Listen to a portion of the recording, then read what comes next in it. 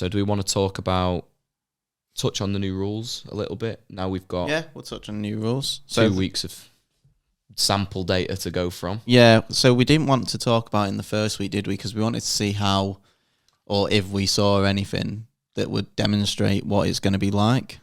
And we kind of have, haven't we? We thought it'd be difficult to just take 1 week's worth of the data that we'd got and basically say, this is what we think about these rules, but we thought, let's give it 2 weeks, see what is common across the board. So when the new rules came out, you had people like Varane come out and do a tweet, didn't they? So there's like a little snip from his tweet. He says, as a player, I feel very privileged to do the job I love every day, but I feel these changes are damaging our game. We want to be at our maximum level, the best we can be, and put amazing performance for our fans to celebrate every week. So apparently a lot of players and managers aren't liking the changes, but when we look at the actual rules, we kind of feel like they've been there for a while. They're just trying to tighten up on them a bit. Yeah, I think it's a mixed bag. I think some of them, so like the one I'm assuming that he's mainly unhappy with, or maybe two, I'd say, is the extra time. Yeah. And then I'd say probably players are unhappy about having to leave the pitch if they've got an injury. Well, I think he's mainly saying about I think it's mainly the time for him, though. The time and the amount of games we play. Obviously, in England, it's not great. They're playing a lot of games already. Sometimes great for us. The fixture congestion is heavy. Yeah. And ultimately now those games are going to last longer as well. I can see their point of view. There's clearly a number of injuries that come in that are sometimes down to fatigue and the amount of games that they have to play. He gets injured a lot, doesn't he? And he is one of those people, so he fits that criteria well. But all they're trying to do is make sure that more football is played. What if they got that? You've got that stat, the average. Of course, yeah. Minutes played or ball in possession, whatever it was. I can't remember the way it's worded from last season. So Howard Webb was saying on that VAR thing that Gary Neville and Carragher went to, he was saying the average time in play was 54 minutes last season. So it's terrible, really. It's awful. But so I can see why they've made the changes, because there's some teams that come to mind, Newcastle, that they keep the ball out of play for as long as possible. They slow the game down, making fouls, breaking it up left, right and centre. Is that what they do? I haven't really paid attention to that. Do quite a lot of it. I'd say they're one of the biggest examples of it in the league. It's better teams. It's credit to them in some respect, because it's better teams that will do it, because they've got to be ahead to bother wasting time. I think you're not going to see bottom of the league doing it. No matter what Premier League rules you bring in, there's always going to be something a manager thinks of to try and get around it. It's like now I don't agree with it, but I can see why they do it, where they made the change a few seasons ago where if there's a head injury, the play stops immediately. And the problem is you're just getting people now go down, hold their head. Yeah. There's no contact on the head. Yeah. But what you're supposed to do, they're going to abuse that rule because they can. But that rule is necessary for the player's protection. We've seen some horrible head injuries. And you need just the treatment straight away, don't you? You do. You can't be wasting any time there.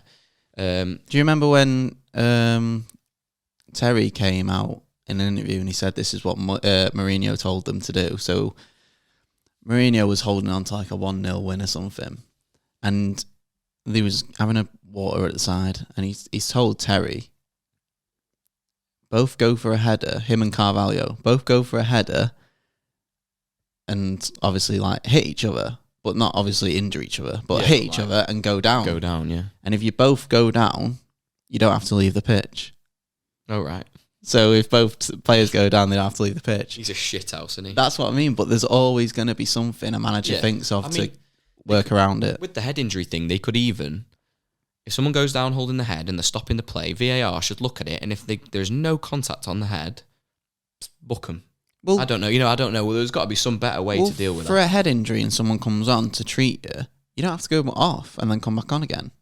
No, I don't think so, because they want to treat you there and then. But do you know what? Calvert-Lewin, I thought you had to at least, do you know when you go off for 10 seconds and come back on? I thought you had to do that, but you don't. I don't know, no. Well, Calvert-Lewin didn't yesterday. Well, I've seen, that is one of the rules in there now, isn't it? Where apparently if you go down... You have to get treatment off the pitch. I've already seen that not enforced. But I think... Well, it kind of was, though, because it kind of got the... Because you're on about the Wolves United game, aren't you? He lay on the floor and he just left him there. So the play carried on. But to me, whether the play carries on or not, he should be turning around to him and going, right, go on then. Go off, get treatment. No, but didn't everything stop and the Wolves player was just on the floor like this? I think the play carried on. Yeah, but he eventually just went, right, and got up, didn't he? That's what I couldn't understand, though. So it worked. It worked out, but what he should have done there, the ref, instead of saying, get up, should have said, get off. Because before it carried, the ref then said, right, blew the whistle, carried on. He should have, before he blew the whistle, told him to leave the pitch, and they should have played with 10 men for 30 seconds. But if he doesn't leave the pitch and he goes, no, I'm actually injured. Yeah, then you've lost. I see that rule that they've brought in being very difficult to enforce. Yeah, it's touchy. Because you're never going to know if they're actually injured or not. No. And it is shit because in times they are going to be potentially punishing people for being injured. Yeah. So also, that's a poor one, but very difficult to do that. The other ones are more with coaching and things like that. Yeah, so there's one here that was one of either manager or coach to be in the technical area at one time. So you thought that... That's Newcastle again. Yeah. Newcastle. So Klopp actually did a little dig at Newcastle, didn't he? He said, well, the only team that's going to affect is Newcastle. I need to learn what that guy's name is. I don't know. Yeah, the assistant. Yeah. He rubs people up the wrong way for sure. Klopp obviously doesn't like it, but he says... Because I think he got asked the question, like, how do you feel about it? He's like, well, don't matter. It's only Newcastle that's affected by it. Yeah, you don't see many other people. I mean, the most that you see the two together is normally when they're sat down. You don't often see it. Say you did with Newcastle last year. But in the technical area, it's just that box, so they could be behind the box and still talking to each other. Yeah, so. That's fine. But I've got no problem with that. It doesn't really bother me. It's more of a direct effect on them, isn't it? I don't think us as fans are really going to see much difference from that. You've got one where...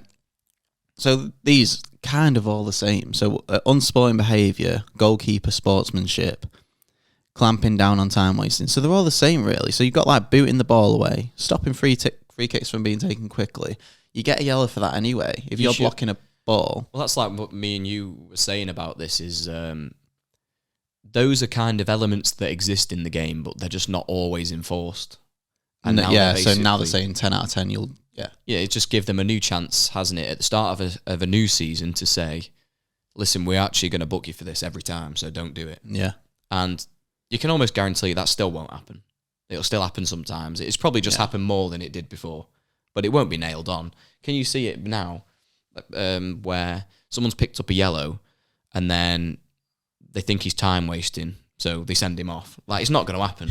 And it comes out the next day he's done his ACL or something. It's like he was faking an injury and he's actually injured. Like, I can see it still being problematic as the season goes on. I think it's mostly goalkeepers. They've been getting a lot of yellows for time wasting. I think they do really take the piss when you look at it over the accumulation of a game. When the goalkeepers are taking the piss and time wasting, it's normally... whether they're in a narrow lead or they're drawing and they want a point. They're just playing for whatever the result currently is. So normally at that point, you're under the cosh a bit, aren't you, if you're a goalkeeper? If you're taking it really slow, you're trying to take this thing out of the game, maybe you're getting peppered with shots. So I've got no issue with them changing that at all. Neville did say, didn't he, on that, he was like... He agrees with that, but he was against quite a few, weren't he? He didn't like the injury that one. Yeah. But no, all this stuff about getting more football played, I'm all for it. I say the only downside, and this just, to me, shows how little they think about the fans in a lot of situations, is you're going to have some examples, and it'll be extreme cases this season, but where you get a ridiculous amount of time added on because there'll have been injuries, there'll have been VAR decisions, and you might see... over 10 minutes added on. You might see considerably more.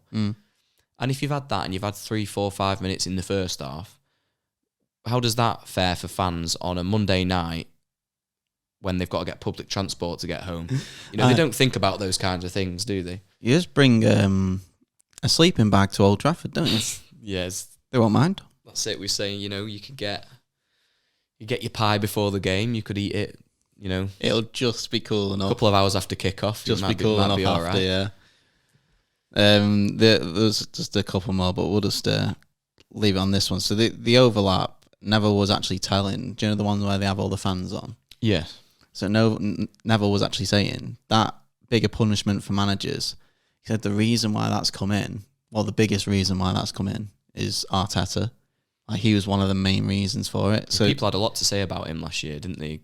Kicking up a stinker all the time. I think he did get quite a fair few yellow cards last year. Yeah, I'm all up for like being hyped up on the sideline. Klopp's been doing it for years. Pep's done it, and I'm all up for it. But some of the times where he's gone apeshit, it's at nothing. Yeah, like a throwing going the wrong way or something like that. You're never happy about it, but the over exaggeration. Yeah, but for years he was sat on the Man City bench like this. So where's all the fucking hype coming from? Yeah, I think it's a lot. Is it for the show or I think so. But then I think Pep's another one that does it for show, doesn't he? I think when he sees the cameras pointing at him and he's like, right, I've got to act like I'm really not happy, even though we're winning 3-0. Yeah, when he had to go at Haaland like at half time at Burnley. Yeah, he's making it all a big deal. He's made it a talking point, but yet then when they ask him about it, he's like, oh, it's nothing. Don't want to talk about it. It's like, you're the one that made everyone talk about it.